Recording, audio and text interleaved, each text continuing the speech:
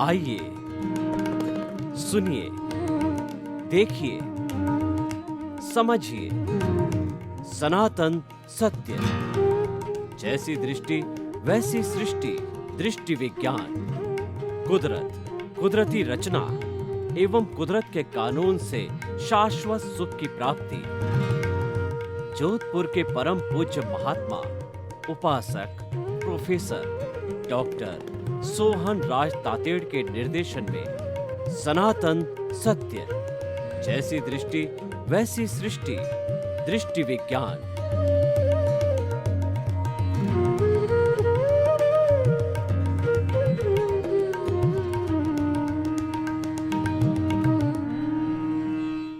चंदेषु निम्मलयरा आइचेषु अय्यं पयासैरा सागरवर गंभीरा सिद्धा सिद्धिं मम दिशन्तु सिद्धा सिद्धिं मम दिशन्तु। ये मेरे भीतर विराजमान शुद्ध आत्मा भगवान और समस्त प्राणियों के भीतर विराजमान वही शुद्ध आत्मा भगवान हम सभी को शक्ति दे, जागृति दे, ताकि हम भाई भाई की तरह आपस में आनंद पूर्वक जीवन जी सकें, एक दूसरे के सुख दुख में सहयोगी बने और इस धरती पर हम स्वर्ग को उतारें। इस धरती पर किसी के साथ अन्याय न हो, सब शांतिपूर्ण सहवास करें, ऐसी हमें शक्ति दो, जागृति दो। सनातन सत्य, यूनिवर्सल ट्रुथ, कुदरत का कानून, कुदरत की रचना और कुदरत के ऊपर आधारित है। और कुदरत सबकी माँ है, समस्त प्राणियों का भरण पोषण करने वाली माँ है, वो कुदरत है। तो हमें कुदरत को समर्पित रहना सच्चा समर्पण है। जो कुदरत के नियमों का पालन करता है वह अच्छा स्वास्थ्य रखता है और वह सुखी जीवन जीता है।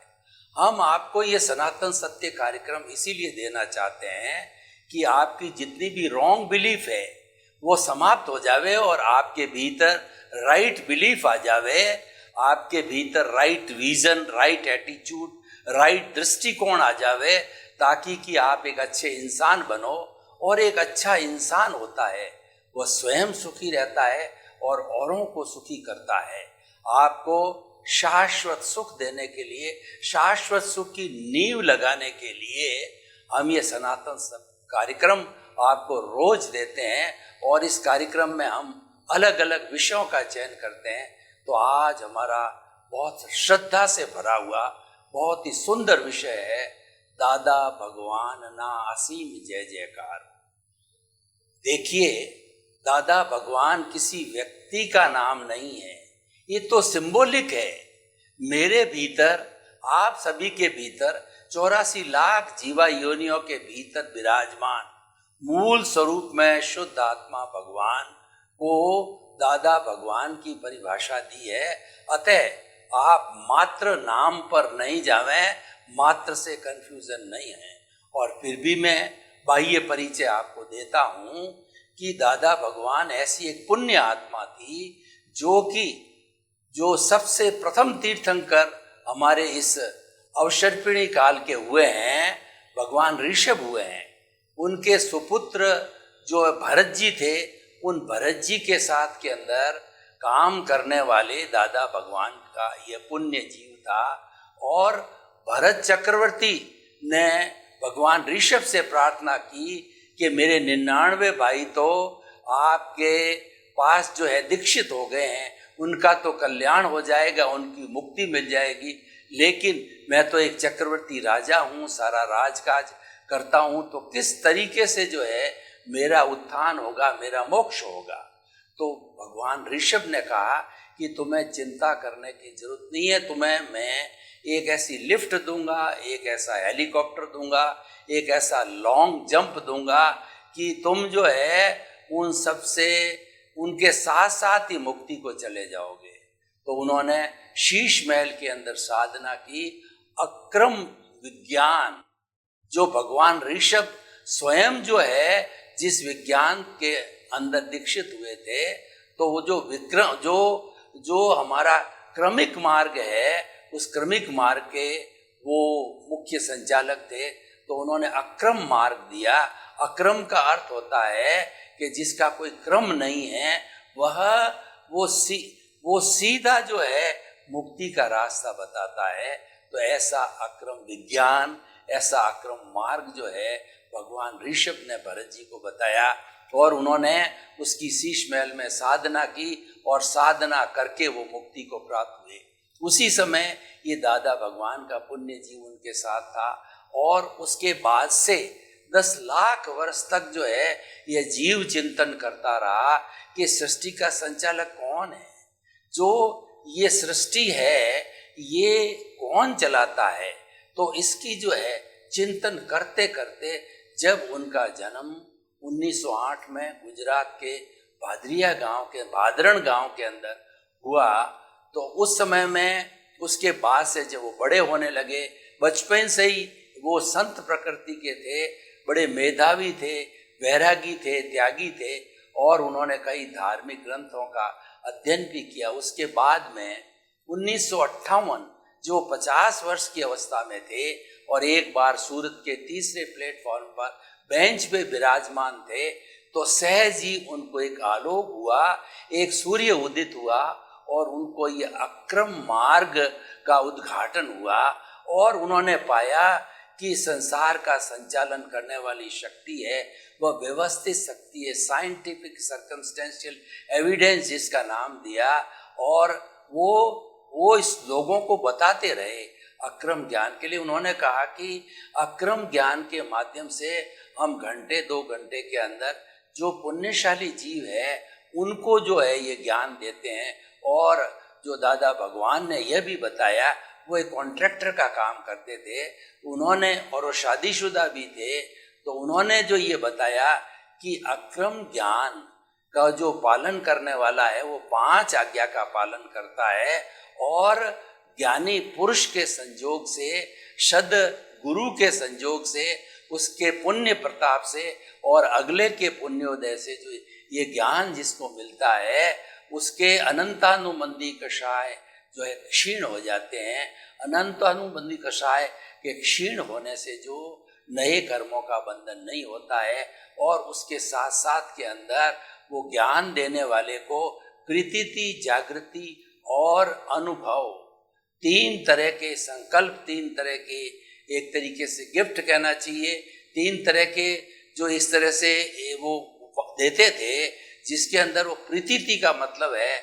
100% उसको ये एहसास करा दिया जाता है कि तुम एक शुद्ध आत्मा हो। उसको जो है शरीर के पद से, कर्ता के पद से हटा करके, कर्ता भाव समाप्त करके, और उसको आत्म पद पर बिठा दिया जाता है। और आत्म पद पर बैठने वाला हर व्यक्ति दादा भगवान के मूल स्वरूप का ही होता है। तो इसलिए जो है ये उनका सारा है विवरण है। और उसके बाद के अंदर जब 1958 के बाद में उन्होंने ये गांव-गांव, गली-गली और शहरों के अंदर इस अक्रम मार्ग का जो है उद्घाटन किया, और अक्रम मार्ग लोगों को बताया, तो धीरे धीरे कुछ लोग जो कि पुण्यशाली थे वो इनके साथ जुड़ गए, आप्त पुत्र भी हुए, और उन्होंने जो है सारा 5 आज्ञा का विवेचन किया। 5 आज्ञा में आपको संक्षेप में जो इसका सारभूत है वह मैं आपको बताना चाहता हूँ। दादा भगवान श्रीमद राजचंद्र जो है वो उनके गुरु थे। राजचंद्र से उन्होंने बहुत कुछ सीखा, आत्मसिद्धि की साधना उनसे सीखी। और ये 5 आज्ञा जो ये दादा भगवान की अपनी स्वयं की खोज थी, वो 5 आज्ञा है। पहली आज्ञा है relative view point. Relative view point का अर्थ ये है कि कोई भी हमारे साथ में जीवित प्राणी, सामने जीवित प्राणी आवे तो उसको नामधारी, देहधारी, पैकिंग रूप के अंदर मानो। दूसरा real view point. Real view point ये बहुत महत्वपूर्ण है। और ये रियल व्यू पॉइंट ये है कि जो मेरे सामने जो रिलेटिव प्राणी आया है उसके भीतर विराजमान शुद्ध आत्मा भगवान को निर्दोष दृष्टि से दर्शन कर मैं उसको नमन करता हूँ। यानी जो विश्व की समस्त जीवित प्राणियों की आत्मा है उसको आत्मतुल्यवत समझो, अपनी आत्मा जैसी समझो, अव्यापार टंकोत्कीर्ण समझो।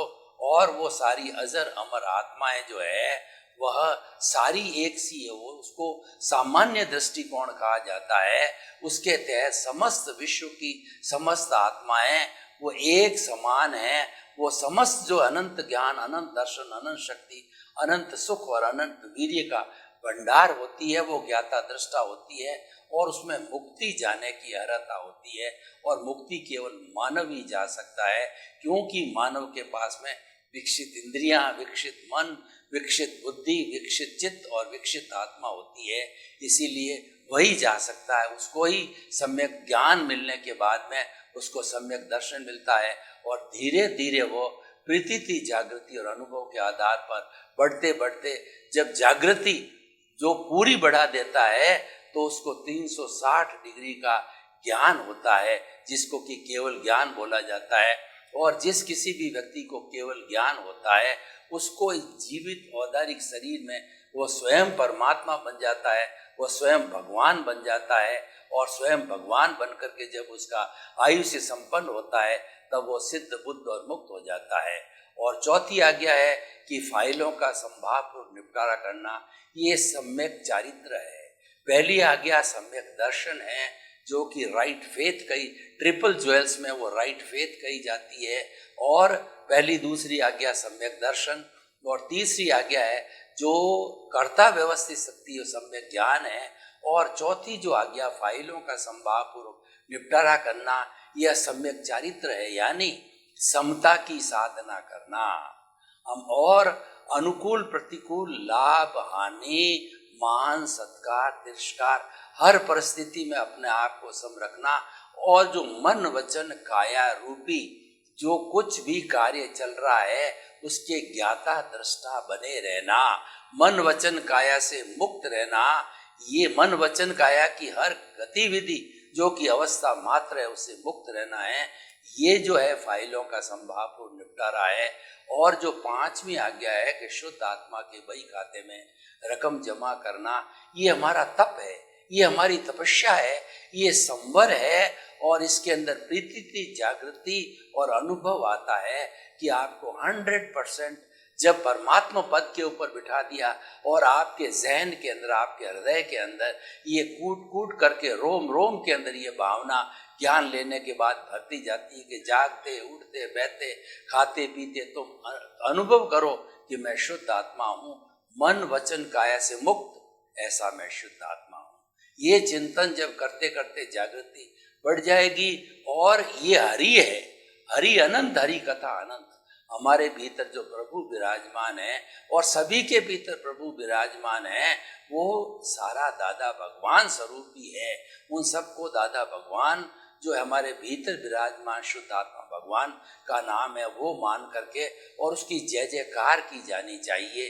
तो इसका जय जयकार हम जो है वो करके और अपने प्रैक्टिकल रूप से प्रयोग करके हम अपने जीवन को सफल बना सकते हैं। तो ये पांचों आज्ञा है, ये सुरक्षा कवच है। और ये 5 आज्ञा मोक्ष है। ये बड़ा सिंपल तरीके से अक्रम ज्ञान दादा भगवान ने उन प्राणियों को दिया, सभी को दिया, पूरे विश्व को दिया कि इसका पालन करोगे तो आपका वर्तमान जीवन और आने वाला जीवन दोनों ही अच्छा रहेगा। और उन्होंने 5 सूत्र और दिए। पहला सूत्र ये दिया कि जो है वो जगत निर्दोष। बड़ी सुंदर बात है कि किसी व्यक्ति के अंदर कोई दोष मत देखो, क्योंकि वो व्यक्ति दोषी है ही नहीं है। दोष तो आपके कर्मों का है, इस कारण से आपका नजरिया ऐसा बन रहा है कि आप किसी में दोष देख रहे हो। ये संपूर्ण सृष्टि है, ये वीतराग है और कोई व्यक्ति दोषी नहीं है। उस सब को जो है आप निर्दोष समझो, निर्दोष मानो और किसी को दोष नहीं देना। और ये मानना कि सारा दोष तो मेरे भीतर जो है भरा पड़ा है, राग द्वेष के रूप के अंदर, कषाय के रूप में, मोह के संसार के रूप में और अज्ञान के रूप में। देखिए, ज्ञान, अज्ञान और विज्ञान, ये 3 बातें जो है हमें दादा भगवान ने समझाई कि जो अज्ञान होता है ये हमारा मिश्र चेतन है। मिश्र चेतन जो है ये हमारा शरीर है, एब्सोल्यूट जड़ है, और पूर्व जन्म के कर्मों के भुगतान के लिए ये शरीर मिला है। इस शरीर का इतना ही फंक्शन है, ये तो जब से जन्म लेता है और जब से इसकी मृत्यु होती है उसके बीच की अवधि के अंदर ये भुगतान अपना अपना जैसा समय समय पर उधर उदय और प्रारब्ध है वो अपना भुगतान करता रहता और साफ होता रहता है। लेकिन भुगतान कराने वाली ये कुदरत है जो कि कुदरत की रचना और कुदरत के कानून से चलती है। तो ऐसी स्थिति के अंदर जो है वह हमें संतुलन बनाए रखना चाहिए। हमें सारा जो जीवन है वह एक त्याग स्वरूप अकर्ता रूप में समझना चाहिए। दादा भगवान ने जो हमें ज्ञान, विज्ञान और अज्ञान की बात कही कि अज्ञान क्या है। अज्ञान है हमारे इस जड़ और चेतन, हमारा शरीर जो है वो तो जड़ है और जो भीतर हमारा शुद्ध आत्मा स्वरूप है वह चेतन है। इन दोनों को जोड़ने वाला जो फेविकॉल है वो मिश्र चेतन है, जो कि न तो जड़ है न चेतन है, दोनों का मिश्रण है, वो अज्ञान है। इसके रहने से दोनों जुड़ते हैं और ये अज्ञान ज्ञान के द्वारा संपूर्ण रूप से मिटा दिया जाता है। इस अज्ञान के कई नाम हैं, कई इसको कॉजल बॉडी कहते हैं, लिंग शरीर कहते हैं, कार्बन शरीर कहते हैं, कर्म रज कहते हैं, कर्म कहते हैं। तो इसके अलग अलग नाम है। जब इसको मिटा दिया जाता है संपूर्ण रूप से, संवर के द्वारा इसकी संपूर्ण निर्जरा कर दी जाता है, इसको जीरो लेवल पे ले आया जाता है, तो ये हमारा शरीर जो अलग होता है वो तो संसार में जला दिया जाता है जड़ रूप के अंदर। और हमारा जो चेतन तत्व है जो कि अशरीरी है वह सिद्ध बुद्ध और मुक्त बन जाता है, क्योंकि वह तो मूल स्वरूप में ही है।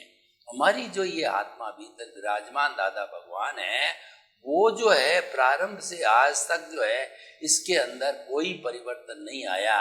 न तो इसने किसी को क्रिएट किया और न किसी ने इसको बनाया, ये तो मूल स्वरूप के अंदर ही है। परंतु ये अज्ञानता वशीभूत होकर के ये बॉन्डेड हो गई। ये एक ऐसा पुरुष है जो कि संपूर्ण गुणों वाला है, लेकिन प्रकृति के कारण, माया के कारण जो है ये बंधा हुआ है। और जब इस माया को हम ज्ञान से जो है निपट लेते हैं, ज्ञान के द्वारा इस माया को समाप्त कर देते हैं, तो ये पुनः अपनी मूल स्थिति सिद्ध बुद्ध मुक्त अवस्था के अंदर आ जाता है। अब जो ज्ञान क्या है कि अज्ञान को मिटाने वाली प्रतिरोधात्मक शक्ति ज्ञान है। और अज्ञान क्या है कि ये जो कुछ भी संचालन हो रहा है वो व्यवस्थित शक्ति के द्वारा हो रहा है, लेकिन हम अपने आप को कर्ता मान लेते हैं। ये कर्ता भाव सबसे बड़ा ज्ञान है। कर्ता भाव होने से ऑनरशिप और डूअरशिप आ जाती है, और जहाँ ऑनरशिप होती है, डूअरशिप होती है, वहाँ राग द्वेष पैदा होते हैं, वहाँ कॉजल बॉडी पैदा होती है, और उसके साथ साथ के अंदर जो है हमारा ब्लेम और क्लेम की अवस्था चालू हो जाती है। तो हमें जो है वो कर्ता भाव को नहीं रखना, और कर्ता भाव होता है यही सबसे बड़ा ज्ञान है।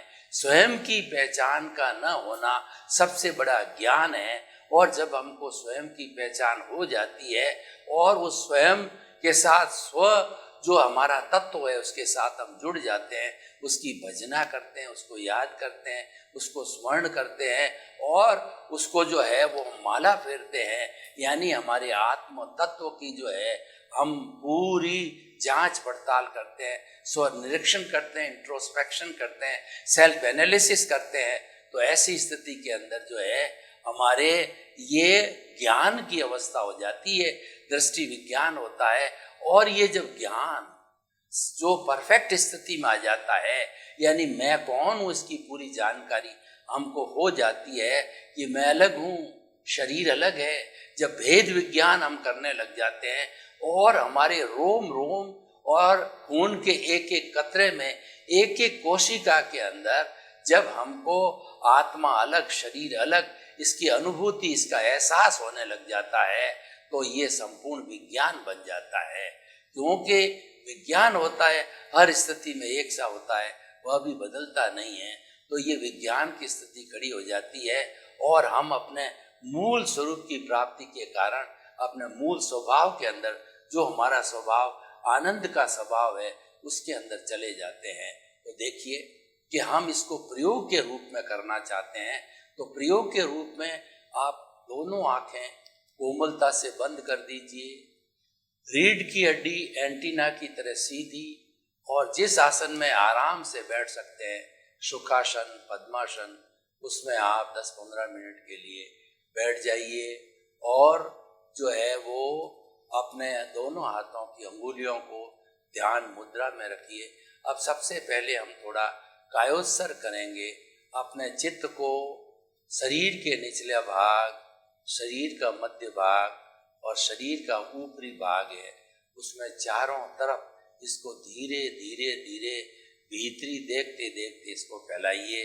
शरीर का निचला भाग, दोनों पैर और अंगूठा, अंगुलियां, पंजा, एड़ी, और उसके बाद के अंदर हमारी ये पैर, घुटने, साथल और कमर का भाग, हमारा पेट का भाग, पिछला भाग, दोनों हाथ और सिर का ऊपरी भाग, नाक, कान, आंख, ललाट, सबको आप ऑटो सजेशन दीजिए कि पूरा शरीर शिथिल हो जाए, शिथिल हो जाए। अभी अनुभव कीजिए कि पूरा शरीर शिथिल हो रहा है, हो रहा है। अनुभव कीजिए पूरा शरीर शिथिल हो गया है। कोई अकड़न नहीं, कोई जकड़न नहीं, कोई तनाव नहीं, कोई स्ट्रेस नहीं, कोई स्ट्रेन नहीं, कोई अनुभव नहीं, एकदम आनंद की स्थिति। ये कायोत्सर्ग हो गया। अब हम थोड़ा श्वास को शिथिल करेंगे कि हमारे चित्त को दोनों नथुनों के बीच के अंदर केंद्रित कीजिए।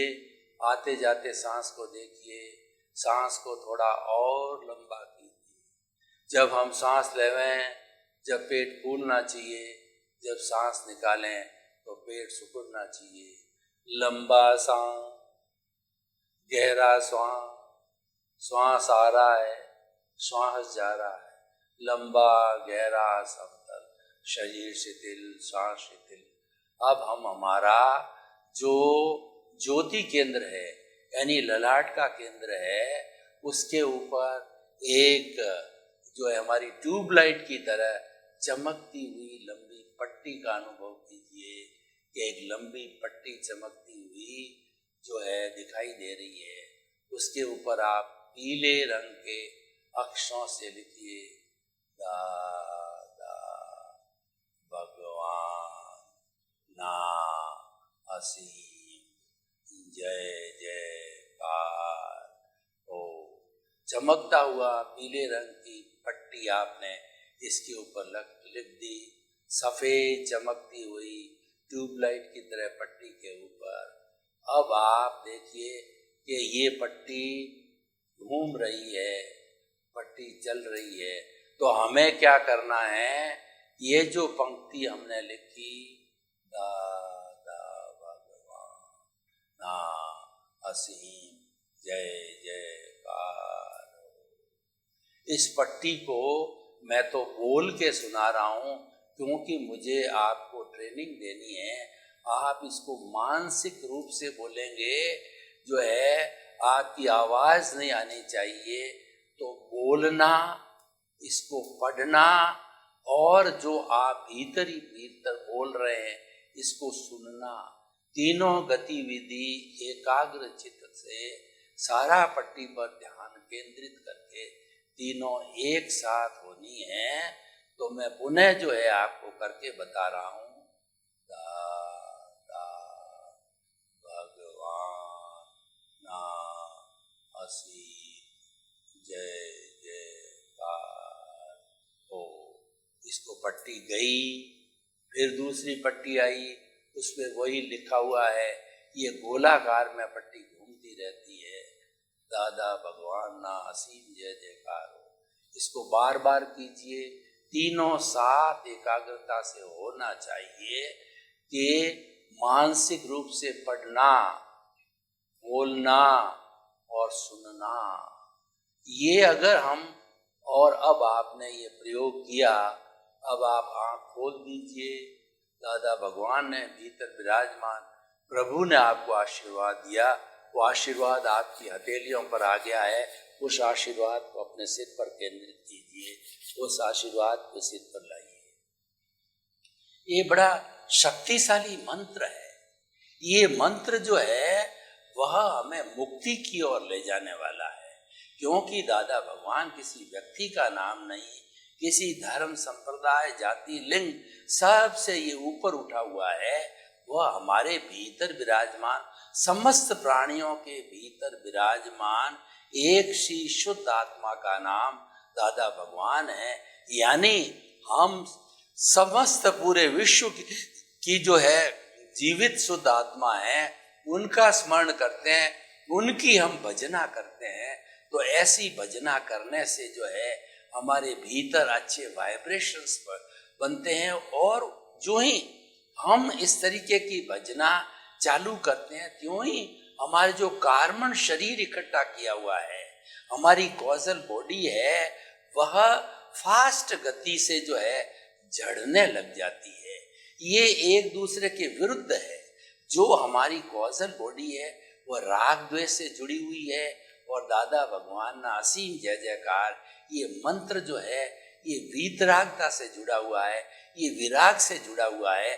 और जहाँ पर दो प्रतिरोधात्मक शक्तियाँ आपस में मिलती है तो वह चीज वाश होती। कैसे, मैं आपको उदाहरण देना चाहता हूँ कि कोरोना जैसा अगर भयंकर वायरस भी व्यक्ति को अटैक करके, और वह जो है वो नाक के माध्यम से वो भीतर जाना चाहता है, तो ऐसी स्थिति के अंदर जो है वो जो भीतर जाने पर ऐसी स्थिति आती है, तो वहाँ पे हमारे WBC होते हैं, वाइट ब्लड सेल्स होते हैं, वो सोल्जर होते हैं, लड़ाकू।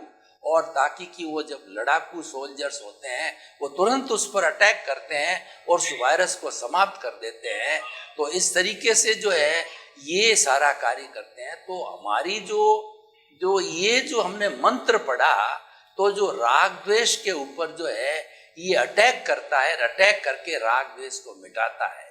तो ये एक बहुत बड़ी जो है, इसको निर्जरा बोलते हैं। और दादा भगवान ना असीम जय जयकार मंत्र का हम शुद्ध हृदय से, शुद्ध भावना से और सबके भीतर विराजमान आत्मा को केंद्र में रख करके करते हैं, तो संवर चालू होता है। भगवान महावीर ने दो तरह के धर्म बताए, एक तो संवर और निर्जरा। संवर का अर्थ होता है किसी प्राणी को दुख न देना, और समस्त प्राणियों की जो आत्माओं को आत्मतुलावत समझना। जब ऐसी स्थिति आती है, तो ऐसी स्थिति आने पर जो है वो हम जो है वो हमारी ये कार्बन शरीर है वह अपने आप जो है शिथिल होता रहता है। देखिए, हम एक दूसरा उदाहरण और देते हैं कि मेरे पास में दूध की थैली है और दूध को मुझे गर्म करना है, तो दूध को सीधा जो है मैं आग पे नहीं डालूंगा, एक भगोले का सहारा लूंगा। तो ये हमारा जो शरीर है, उसके भीतर जो कार्बन शरीर है वो हमारा, उसको हमें तपाना है, उसको हमें शून्य करना, उसको हमें गर्म करना है, उसका हमें झरण करना है। तो उसका झरण करने से जो है वो क्या होगा कि उसको झरण करने का अर्थ क्या है, उसको मिटाना है। तो उसको मिटाने के लिए ये हम संवर की स्थिति लाते हैं। सर्वे भवन्तु सुखिनः, सर्वे सन्तु निरामया। लोक के सब जीवों को सुख मिले, शांति मिले, आनंद मिले, प्रेम मिले, और सब जो है भातृत्व भाव से जो है शांतिपूर्ण सहवास करे। आपके प्रति मंगल भावना शुभ।